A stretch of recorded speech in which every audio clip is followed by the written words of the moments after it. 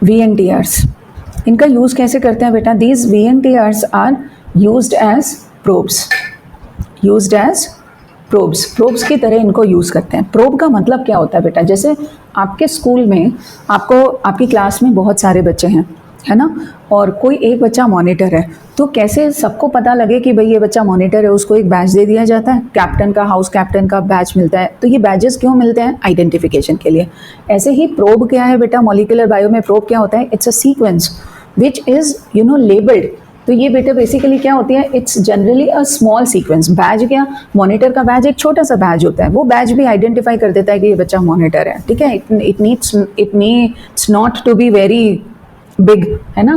तो ऐसे ही ये भी जनरली कैसी होती हैं बेटा? These are small sequences. कैसी हैं? Which are labelled. कैसी होती हैं? लेबल्ड होती हैं। और कैसे लेबल्ड होती हैं? Can be radio actively labelled. कैसा? रेडियो एक्टिवली लेबल्ड और फ्लोरेसेंटली लेबल्ड, फ्लोरेसेंटली लेबल्ड, ठीक है। तो जब ये लेबल्ड होंगी बेटा तो क्या होगा? हम इनको डिटेक्ट कर पाएंगे। रेडियो लेबल्ड होगी तो आप क्या कर सकते हो बेटा? You can expose this, you can place it near photographic film. किसके पास रख सकते हो? फोटोग्राफिक फिल्म के पास रखते हो तो आपको उससे क्या होगा? वाइट पैचेस दिखाई देंगे, क्योंकि रेडियो लेबल्ड है बेटा। तो रेडियो एक्टिवली लेबल्ड होते हैं, उसमें से रेडिएशंस आते हैं जो क्या करते हैं? फोटोग्राफिक फिल्म को अफेक्ट करते हैं। जहाँ भी ये प्रोब होगा बेटे वहाँ क्या होगा? आपको वाइट पैचेस अपीयर होंगे। समझ आ गया? और फ्लोरेसेंटली लेबल्ड के केस में क्या होता है बेटा? You expose that to exposure to UV light, ठीक है। सो यूवी लाइट में क्या होता है? अगर आप फ्लोरेसेंट सब्सटेंस को यूवी लाइट में एक्सपोज करते हो तो वो फ्लोरेसेंट डाई लाइट एमिट करती है। तो या तो आपको एमिशन ऑफ लाइट दिखाई देगा when you expose fluorescent substance to UV light, और आपको वाइट पैचेस दिखाई देते हैं बिकॉज रेडिएशंस अफेक्ट करते हैं फोटोग्राफिक फिल्म को। So it helps in detection. ये किस में हेल्प करेगा बेटा? डिटेक्शन में हेल्प करेगा। और किस तरीके से बेटा? अब ये कहाँ बाइंड होगा? जैसे ये पूरा डीएनए है, अब इस डीएनए में लेट अस अज्यूम कि मुझे देखना है कि एक पर्टिकुलर प्रोब या एक पर्टिकुलर सीक्वेंस कहाँ लोकेटेड है। तो वो सीक्वेंस कहाँ है मुझे ऐसे दिखाई तो नहीं देगा। तो मैं क्या करूँगी? मैं उस सीक्वेंस का कॉम्प्लीमेंट्री एक स्मॉल सीक्वेंस बना लूँगी। लेट अस अज्यूम मुझे ATC सीक्वेंस आइडेंटिफाई करनी है, तो मैं क्या करूँगी? एक इसका कॉम्प्लीमेंट्री सीक्वेंस बना लूँगी। कॉम्प्लीमेंट्री सीक्वेंस क्या हो सकता है? TAG, ठीक है। अब क्या होगा कि मैं इस सीक्वेंस का ऐसे बहुत सारे छोटे छोटे, क्योंकि क्या चांसेस बढ़ाने होते हैं बेटा कि कोई एक सीक्वेंस तो जाकर के वहाँ डीएनए से बाइंड कर जाए। अब मैं इनको क्या करती हूँ? ये सब क्या है बेटा? लेबल्ड है। तो ATC का एक ही सीक्वेंस होगा पूरे डीएनए? नहीं बेटा, ये तो VNTRs हैं बेटा जो थाउजेंड्स में प्रेजेंट होते हैं कई जगह। मैंने तो बस ये कि लेट अस अज्यूम हमको ये सीक्वेंस आइडेंटिफाई करनी है। ये तो just for the sake of convenience I have taken only 3 base sequence. समझ में आया? और बेटा हमारे रिपीटेटिव डीएनए में तो सिंगल बेस रिपीट भी बहुत सारे मिलते हैं। ए रिपीट हो रहा हो सकता है, AT रिपीट हो रहा हो सकता है। कितनी भी बड़ी sequences, micro satellite, mini satellite, ऐसे करके सीक्वेंसेस होते हैं। तो नंबर ऑफ रिपीट कितना भी हो सकता है कि लेट अस अज्यूम मुझे वो रीजन आइडेंटिफाई करना है जहाँ पर ये ATC वाला VNTR प्रेजेंट है, ठीक है। ये just for the sake of convenience और just for the sake of understanding I have taken a 3 base sequence. Generally इनका नंबर ऑफ रिपीट्स कितना भी हो सकता है। तो अगर मुझे ये आइडेंटिफाई करना है तो मैं क्या करूँगी? मैं उसके कॉम्प्लीमेंट्री लेबल्ड सीक्वेंसेस प्रिपेयर करूँगी। लेबलिंग मेरे ऊपर डिपेंड करता है कि मैं उसको रेडियो लेबल करूँ या मैं उसको फ्लोरेसेंटली लेबल करूँ। एक टाइम में बेटा रेडियो लेबल ज़्यादा यूज़ होता था, बट अब हम फ्लोरेसेंट लेबलिंग यूज़ करते हैं। क्यों? क्योंकि रेडियो लेबल एक तो क्या होता है बेटा कि रेडिएशंस होते हैं, रेडिएशंस म्यूटाजेनिक होते हैं, कैन कॉज कैंसर्स, है ना। जैसे मैडम क्यूरी का आपको पता है, उन्होंने रेडियो एक्टिविटी पे बहुत काम किया था, तो she suffered from cancer. Rosalind Franklin ने डीएनए में और एक्सरे क्रिस्टलोग्राफी पे बहुत काम किया था, एंड एट दैट टाइम बेटा she got lot of exposure to x rays under the radiations, क्योंकि वो काम ही उस पर करती थी। तो she also suffered from cancer and at very early age उनकी डेथ हो गई थी कैंसर से। तो ये रेडिएशंस कैसे होते हैं बेटा? म्यूटाजेनिक होते हैं। तो और आपको क्या होगा कि वाइट पैचेस ही बस दिखाई देते हैं। और फ्लोरेसेंट डाई में एडवांटेज क्या होता है बेटा? फ्लोरेसेंट डाइज कैसी होती हैं? There are different coloured dyes available, है ना। और क्या होता है कि जब आप उसको एक्सपोज करोगे यूवी लाइट में तो आपको colour you can identify, you can even take multiple sequences. जैसे ATC के साथ में आपने कोई दूसरा सीक्वेंस भी सोचा कि चलो साथ में इसको भी डिटेक्ट कर लेते हैं, तो आपने एक प्रोब को लेबल किया रेड कलर से, दूसरे को किसी और कलर से ग्रीन फ्लोरेसेंट डाई ले ली।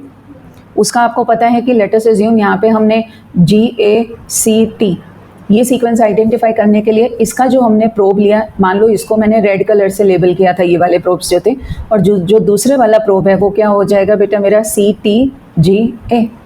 इसको मैंने ग्रीन लेबल कर दिया, ये वाला रेड लेबल्ड है। तो जहाँ पर भी जब हम UV लाइट में एक्सपोज करेंगे तो रेड कलर एमिट होता हुआ जहाँ भी दिखाई देगा, उसका मतलब वहाँ पर ये वाले सीक्वेंस प्रेजेंट है। और जहाँ भी हमें ग्रीन कलर एमिट होता हुआ दिखाई देगा, वहाँ क्या है बेटा, वहाँ पर ये वाला पर्टिकुलर सीक्वेंस प्रेजेंट है। तो हम एक बार में मल्टीपल सीक्वेंसेस को भी आइडेंटिफाई कर सकते हैं। बट अगर आप रेडियो एक्टिव लेबलिंग करोगे तो मान लो मैंने इसको भी रेडियो लेबल किया, इसको भी रेडियो लेबल किया, तो रेडियो लेबल में हम कलर डिफ्रेंशिएशन नहीं कर सकते हैं। वहाँ हमें ये पता लगेगा कि हाँ यहाँ ये वाले सीक्वेंसेस हो सकते हैं, अब इन दोनों में से कोई भी सीक्वेंस हो सकता है, बिकॉज चाहे ये वाला सीक्वेंस हो चाहे ये वाला सीक्वेंस हो, हमें वाइट पैच अपीयर होता हुआ दिखाई देगा। बात समझ में आई? ठीक है। तो VNTR प्रोब्स बेटा ये प्रोब होते हैं।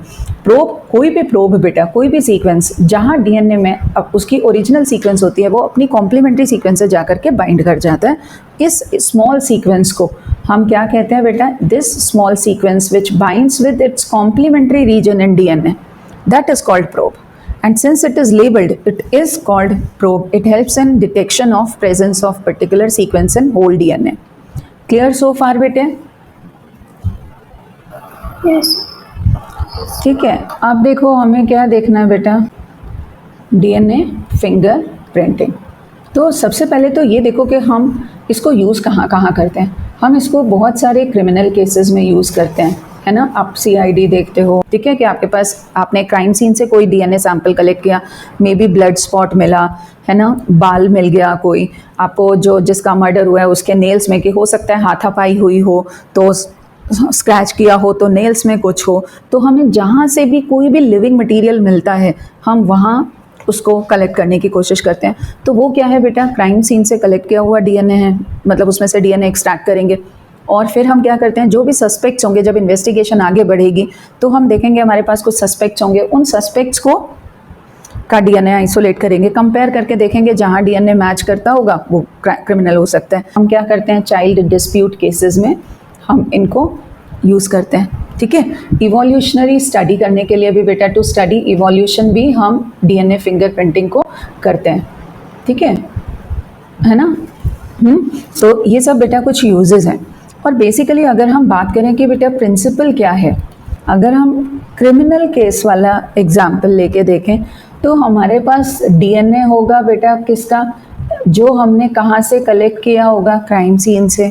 फिर हमारे पास कुछ सस्पेक्ट्स होंगे, तो जैसे एक सस्पेक्ट 1 है, एक हमारे पास कौन है बेटा, सस्पेक्ट 2 है।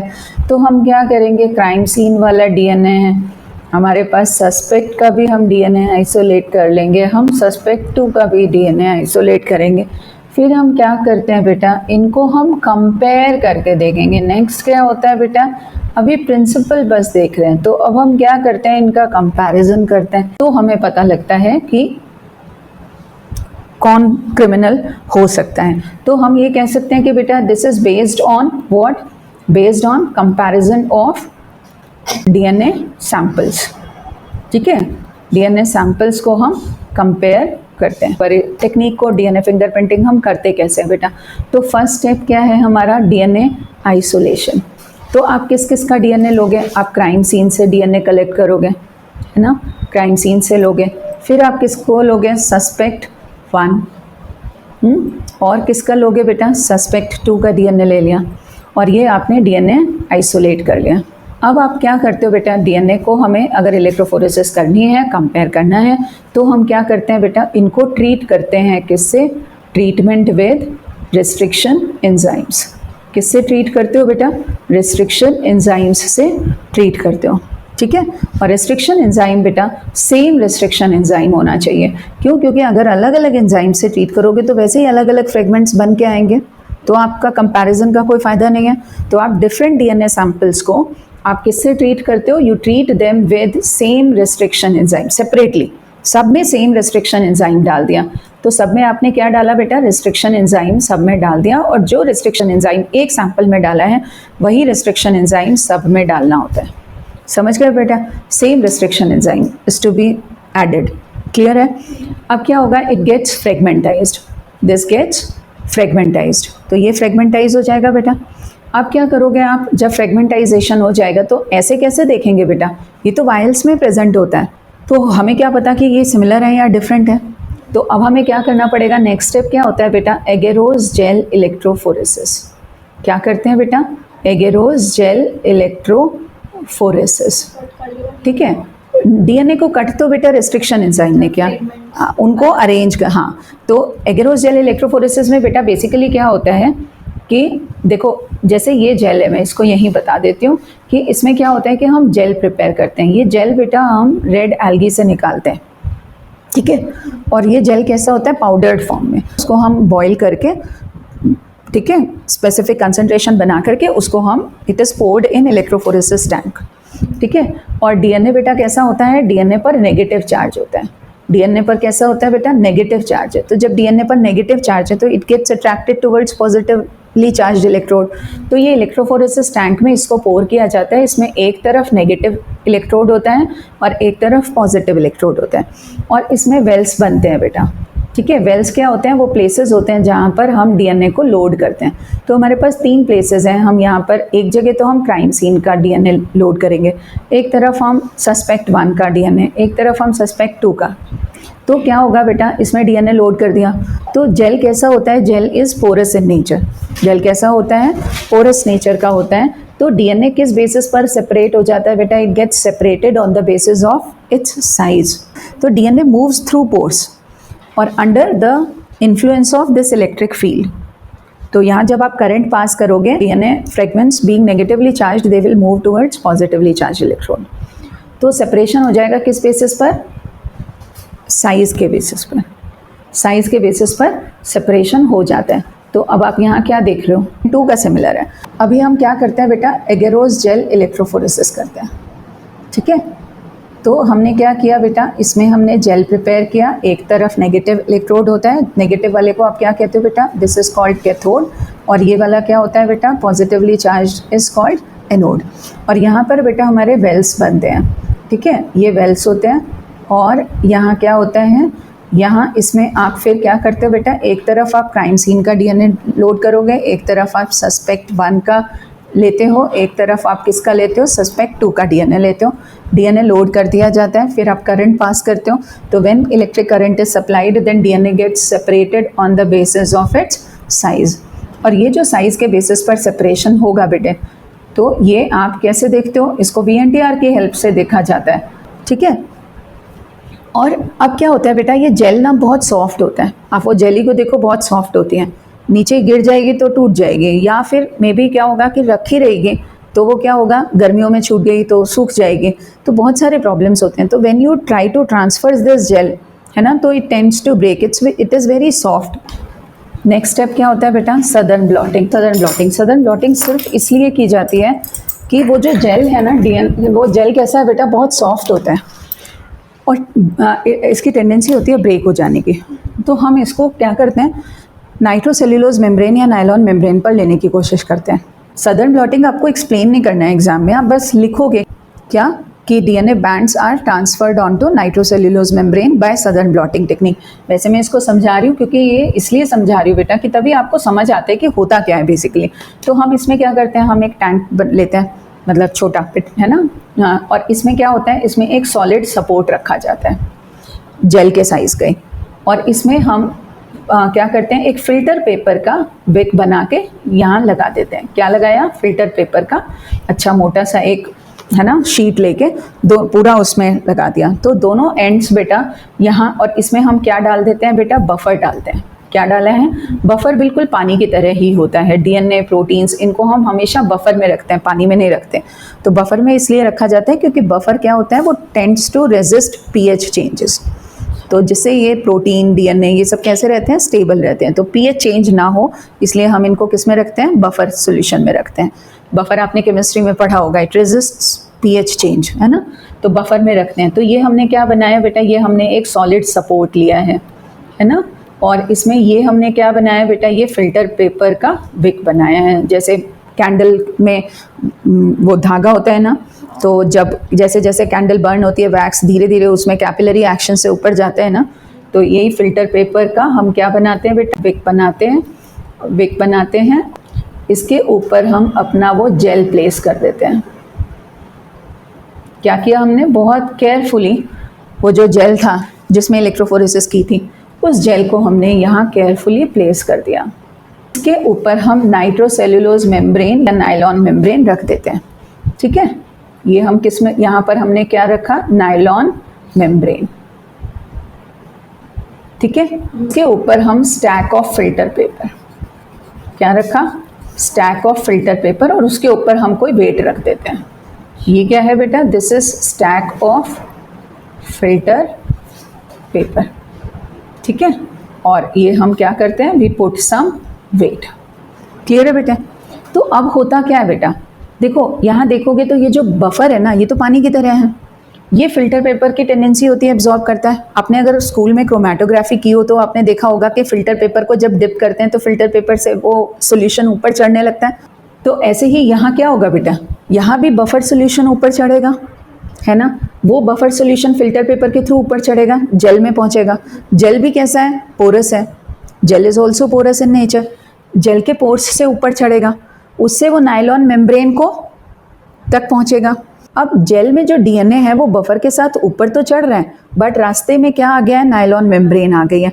अब बफर तो पानी की तरह है, वो तो नायलॉन मेम्ब्रेन को क्रॉस कर जाएगा, बट डीएनए तो बेटा मैक्रोमोलिक्यूल है, डीएनए तो नायलॉन मेम्ब्रेन को क्रॉस नहीं कर पाएगा।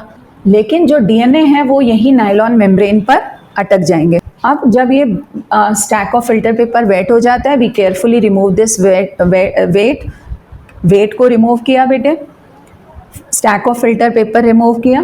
फिर हम क्या करेंगे, धीरे से नायलॉन मेम्ब्रेन को भी उठा लेंगे, और नायलॉन मेम्ब्रेन को ना, उसको बेटा फिर थोड़ा सा हीट में एक्सपोज कर देते हैं, सो दैट डीएनए बैंड्स वो क्या होते हैं, उससे स्टिक हो जाते हैं। तो ये बेटा होता है सदर्न ब्लॉटिंग। सदर्न ब्लॉटिंग को आपको एक्सप्लेन नहीं करना है। इसके बाद बेटे हम क्या करते हैं, हाइब्रिडाइजेशन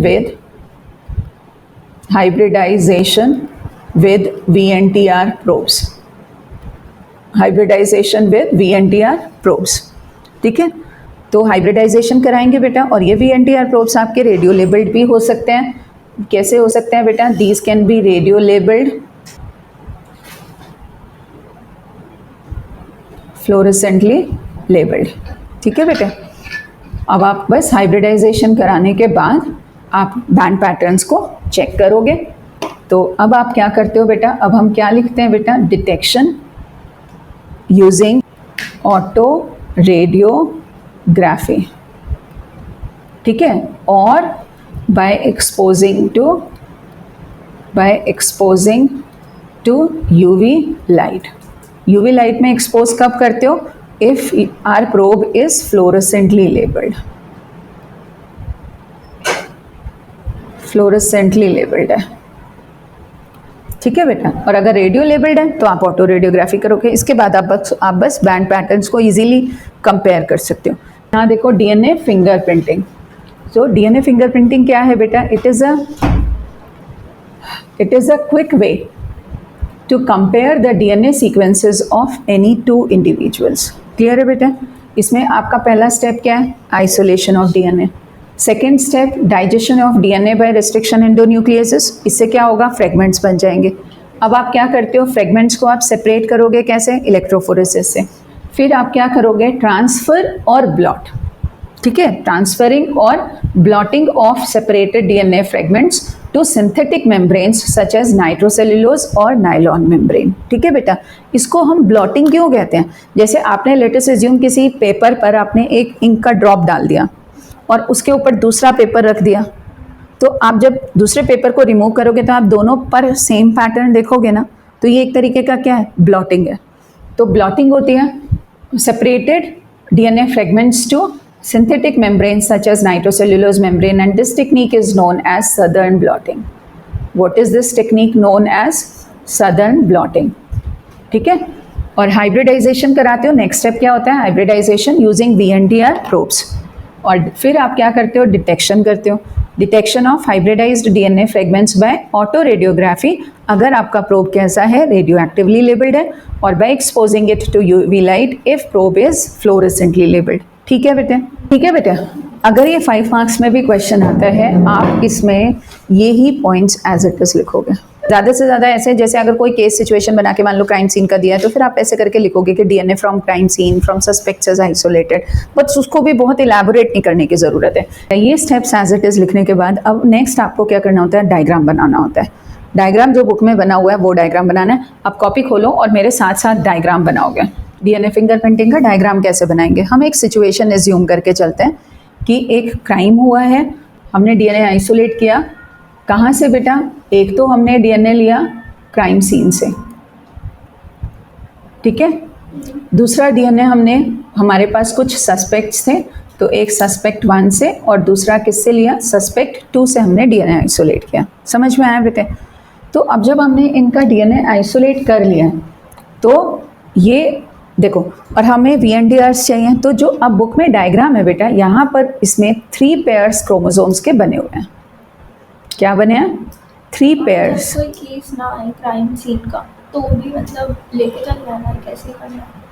अगर कोई केस नहीं दिया तो you can simply assume a situation, let there has been a crime, कुछ भी लेकर के चल सकते हो। और नहीं तो कुछ कोई केस नहीं दिया तो सीधा बुक वाला बनाओ ना डायग्राम, ठीक है। और इसको बेटा ऐसे करना है, ये भी ध्यान रखना है बेटा कि इसको आप, ये आपके पेयर्स क्लियरली विजिबल होने चाहिए। फर्स्ट एक पेयर, दूसरा पेयर, तीसरा पेयर। समझ में आया। मतलब ये बच्चे कई बार क्या करते हैं बेटा, जैसे ये बनाया है ना, इसी के बाद दूसरा बनाया, इसी के बाद ये बना दिया, मतलब कोई डिस्टिंक्शन ही नहीं हो रहा है कि पेयर चल रहे हैं। मेरी बात समझ में आ रही है। Leave some gap between pairs, है ना। It should be very clearly visible कि देयर आर 3 पेयर्स। अब आप यहाँ पे कोई भी क्रोमोसोम्स मान लो, लेट अस एज्यूम क्रोमोसोम 2 है ये, this is chromosome 7, let us assume this is chromosome 16। आप कोई भी क्रोमोसोम से एज्यूम कर सकते हो, लेकिन जो क्रोमोसोम आप क्राइम सीन के डीएनए के लिए ले रहे हो, वही क्रोमोसोम्स हमें सस्पेक्ट्स के लिए लेने हैं, क्योंकि आप सेम VNTR यूज़ कर रहे हो ना। तो यहाँ पर भी इसी तरीके से आप बेटा ये क्रोमोसोम्स के पेयर्स बनाओ। सस्पेक्ट 2 का भी सेम? हाँ, सस्पेक्ट 2 का भी सेम लेना है। अब आप क्या करोगे, आपने पेयर्स बना दिया। ये जो बेटा यहाँ नंबर, ये ब्लॉक्स बने हैं बुक में, ये ब्लॉक्स ना क्या रिप्रेजेंट करते हैं बेटा, नंबर ऑफ VNTRs। VNTRs क्या है, रिपीटेटिव सीक्वेंसेस। तो जैसे यहाँ पे कितने हैं, 1 मैंने बनाए, 1 2 3 4 ब्लॉक्स बनाए, ठीक है। तो 4 ब्लॉक्स मैंने बनाए, ये क्या रिप्रेजेंट कर रहा है कि ये एक VNTR सीक्वेंस है जो इस क्रोमोसोम में 4 टाइम्स रिपीट हो रही है, ठीक है। मतलब ये VNTR यहाँ 4 टाइम्स रिपीट हो रहा है। अब ये बेटा ये पेयर बनाया है, तो ऑब्वियसली हर पेयर में एक पैटर्नल होता है। हाँ यार वो था जो हमने बाहर से प्रोब डाला था। हाँ ठीक है, देखो बाहर से तो डाला था हमने हाइब्रिडाइज कराने के लिए, वो जो हमने बाहर से डाला था, स्मॉल सीक्वेंस डाला था, प्रोब जिसका बनाया था, वो प्रोब किसका कॉम्प्लीमेंट्री था, वो उस सीक्वेंस का कॉम्प्लीमेंट्री था जो हमारे डीएनए में नेचुरली प्रेजेंट होता है। तभी तो वो बाहर का सीक्वेंस उस नेचुरल सीक्वेंस से बाइंड करेगा। बात समझ में आई। तो ये वो नेचुरली प्रेजेंट सीक्वेंसेस हैं, ये रिपीट्स हैं जो नेचुरली हमारे डीएनए में प्रेजेंट होते हैं। ये बेटा पैटर्नल है, एक मैटरनल है। फादर मदर के जो क्रोमोसोम हमें मिलते हैं, पैटर्नल क्रोमोसोम मैटरनल क्रोमोसोम, ये भी कैसे होते हैं बेटा, ये भी तो अलग ही होते हैं ना। फादर और मदर अलग इंडिविजुअल्स थे। तो यहाँ पे अब जैसे इसमें यहाँ पर जब आप 4 ब्लॉक्स बना रहे हो तभी आप यहाँ पर 4 लिख दो। 4 क्या रिप्रेजेंट कर रहा है कि 4 ब्लॉक्स हैं। बाद में मत गिनना, पहले गिनते चलो और बनाते लिखते चलो। अब जैसे मैंने यहाँ पे बनाया 1 2 3 4 5 6 7 ब्लॉक्स बनाए, तो मैंने यहाँ 7 लिख दिया। अब देखो जैसे यहाँ पे है, मैंने लिया एक को छोड़ के फिर 1 2 3 4 5 6 7 8 9 10 ले लिया, तो ये 10 हो गया, ठीक है। अब मैंने यहाँ लिया 1 2 3 ले लिया, 1 2 3 4 5 6 7 8 9 10 11 12 13 बना दिया। फिर मैं क्या करती हूँ यहाँ पे 2 3 4 5 6 बना दिया, ठीक है बेटा। अब जब मैंने यहाँ बनाया बेटा, तो क्राइम सीन का हम ये मान के चलेंगे किसी एक सस्पेक्ट से मिल जाएगा डीएनए। तो जैसा यहाँ बनाया है बेटा वैसे ही यहाँ बना दो। अब जैसे क्रोमोसोम 16 के लिए हम मान लेते हैं कि चलो सस्पेक्ट 2 से क्राइम सीन वाला मैच कर रहा है, तो इसमें हमने कितने बनाए थे, 13 बनाए थे, तो उसका डीएनए बिल्कुल इसके जैसा बनाना है। 4, 5, 6, 7, 8, 9, 10, 11, 12, 13। और ये नीचे कितने बनाए थे, 6, 3, 4, 5, 6। इसको अब सस्पेक्ट 1 तो कोई और इंडिविजुअल है, तो उसका कुछ भी बना दो, जो मन करे वो बनाओ। उसके ऊपर वाले 3 तो सेम बनाएंगे। क्या बेटे, क्रोमोसोम 2 और 7। हाँ ये वाला कितना, इसमें तो सस्पेक्ट 1 तो कोई दूसरा इंडिविजुअल है। 1, 2, 3, 4, 5, 6, 7, 8 बना दिया। 2, 3, 4, 5, 6, 1, 2, 3, 4, 5, 6, 7, 8, 9, कितना भी बनाते चलो बेटा। और लेकिन हाँ, क्राइम सीन और सस्पेक्ट 2 जिसको भी आप सेम मान रहे हो, मान लो आप सस्पेक्ट 1 को सेम मान रहे होते तो आप सब सस्पेक्ट 1 का सेम रखते हैं, ठीक है। तो यहाँ क्या हो जाएगा बेटा, इसमें 10 था, 1, 2, 3, 4, 5, 6, 7, 8, 9, 10, 1, 2, 3 हो गया। इसमें कितना है, 1, 2, 3, 4, ये 4 और ये कितना होगा, 1, 2, 3, 4, 5, 6, 7, ठीक है। इसको कुछ भी बना दो, 2 बना दिया। और यहाँ 1, 2, 3, 4, 5, 6, 7, 8, 9, 10, 11, 12, कितने भी बना दो। अब हमें क्या करना है बेटा, जेल बनाना है। चलो ये हमने क्या बनाया बेटा, ये बेल्स हैं, ठीक है। ये कौन सा है, क्राइम सीन का है। ये किसका है, सस्पेक्ट 1। ये कौन है, सस्पेक्ट 2। अब हम यहाँ पे नंबरिंग कर देते हैं। हमने मैक्सिमम नंबर कितना लिया है, 13, मतलब 14, 15 तक नंबर कर दो। और हम यहाँ से नंबरिंग कर देते हैं, 1, 2, 3, 4, 5, 6, 7, 8, 9, 10, 11, 12, 13 तक आ रहा है। यहाँ तो मेरे पास जगह नहीं है, आप इसको बड़ा डायग्राम बनाना। और बेटा कम से कम 15, 16 तक बनाओ, जिससे आपके पास ये जो रिपीट्स है ना, ये बनाने की गुंजाइश हो। तो अब देखो यहाँ पे देखो कितने ब्लॉक्स हैं, 4। नंबर साथ साथ लिखोगे तो आपको दिक्कत नहीं होगी। अब जैसे 4 है तो ये किसका डीएनए बेटा, क्राइम सीन का डीएनए है, ठीक है। तो पहले मैं यही वाला ले लेती हूँ। देखो ये कितने ब्लॉक्स हैं बेटा, 4। तो ये क्राइम सीन वाले में इधर से आप 4 देखते हुए 4 के सामने एक बैंड बना दोगे, ठीक है। अब ये क्या है बेटा, ये कितने बैंड्स बनाए थे मैंने, 7 रिपीट्स बनाए थे। तो अब किसके सामने बैंड बना दोगे बेटा, 7 के सामने एक बैंड बना दोगे। साइज भी तो डिफरेंट होनी चाहिए। क्या बेटा, साइज बेटा, साइज डिफरेंट ऐसे ही तो आ रहा है। देखो ये 4 है ना, मतलब इसमें 4 टाइम्स रिपीट था तो ये स्मॉल था। बात समझ में आई। तो smaller tend to move faster than the larger one. तो जितना वेल के पास है उतना बड़ा है, तो छोटे फ्रेगमेंट्स नीचे दिखेंगे और बड़े फ्रेगमेंट्स ऊपर की तरफ दिखाई देंगे। अब यहाँ देखो ये सस्पेक्ट 1 का है। सस्पेक्ट 1 में एक किसके सामने आएगा, 2 के सामने। एक आएगा किसके सामने, 2 के सामने। दूसरे किसके सामने जाएगा, 12 के सामने, ठीक है बेटा। सस्पेक्ट 2 में 4 और 7, तो कहाँ आएगा, 4 के सामने और 7 के सामने बैंड आएगा, ठीक है। अब अब ले लेते हैं हम क्रोमोसोम 7। क्रोमोसोम 7 के लिए बेटा हमने एक बनाया है 10 क्राइम सीन वाले में, तो एक बैंड बनेगा 10 के सामने, दूसरा बैंड बनेगा 3 के सामने। अब ले लो सस्पेक्ट 1 के लिए। सस्पेक्ट 1 में एक हमने बनाया बेटा 6 और दूसरा है 9, तो एक बैंड बनेगा 6 के सामने और एक बैंड बनेगा 9 के सामने।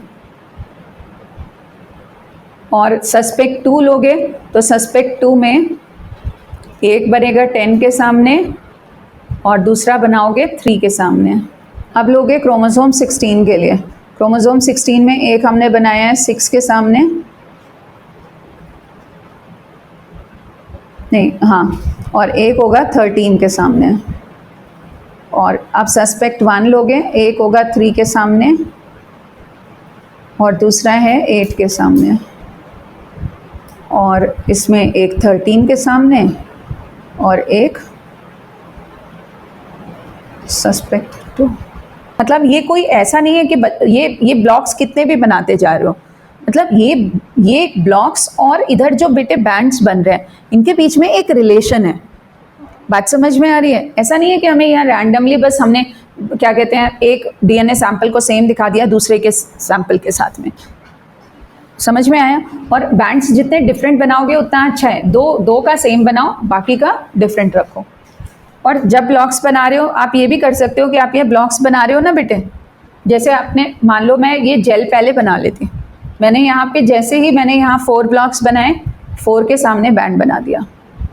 अगर ये क्राइम सीन का है तो क्राइम सीन वाले में तभी की तभी 4 के सामने बैंड बना दिया।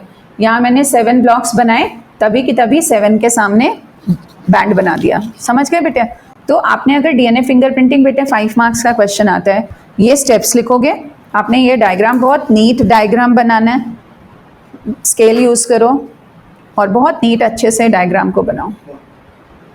क्लियर है बेटा? Polymorphism, polymorphism means variation. ठीक है?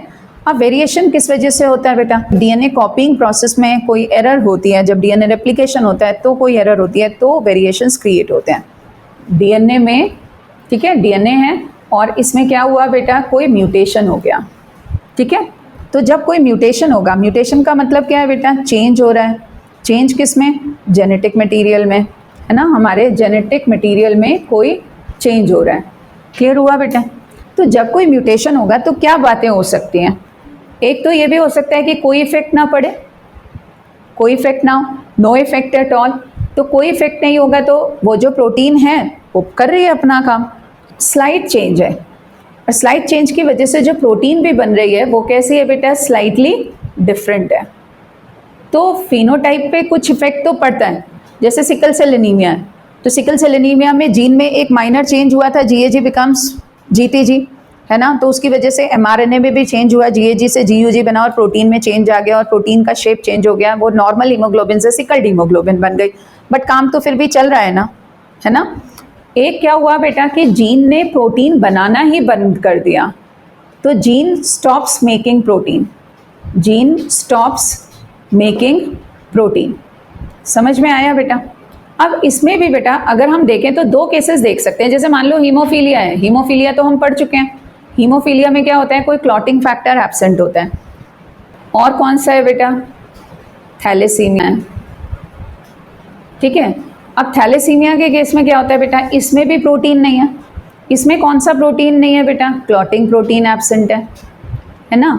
इसमें क्लॉटिंग प्रोटीन एब्सेंट है। ठीक है? और इसमें बीटा चेन हीमोग्लोबिन का, beta chain of haemoglobin is absent. But इस केस में क्या होता है बेटा? Survival is affected. इस केस में क्या होता है? Survival is affected, individual is not able to survive. वो तो बात अलग है कि हम रेगुलर ब्लड ट्रांसफ्यूजन कराते हैं, लेकिन अगर ब्लड ट्रांसफ्यूजन न कराया जाए तो क्या सर्वाइवल पॉसिबल है? समझ में आया बेटा? बट इस केस में क्या होता है बेटा? इंडिविजुअल सर्वाइव तो करते हैं ना, no major impact on survival. ठीक है? इंडिविजुअल सर्वाइव तो करते हैं ना बेटे, है ना? रिप्रोडक्टिव एज तक भी पहुंचते हैं।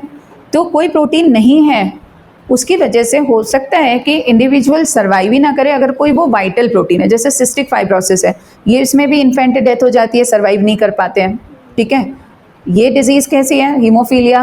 हीमोफीलिया में क्लॉटिंग प्रोटीन नहीं है, तो हीमोफिलिक लोगों में क्या होगा कि क्लॉट नहीं बनेगा। लेकिन अगर कोई कभी मेजर इंजरी नहीं होती है या कोई प्रॉब्लम नहीं हुई तो इंडिविजुअल सर्वाइव भी करता है, रिप्रोडक्टिव एज तक भी पहुंचता है। समझ में आया? और जब रिप्रोडक्शन होगा, है ना, तो जीन आगे पास ऑन होगा। तो इंडिविजुअल पे जब सर्वाइवल पर कोई इफेक्ट नहीं होता है तो इस केस में क्या होता है बेटा?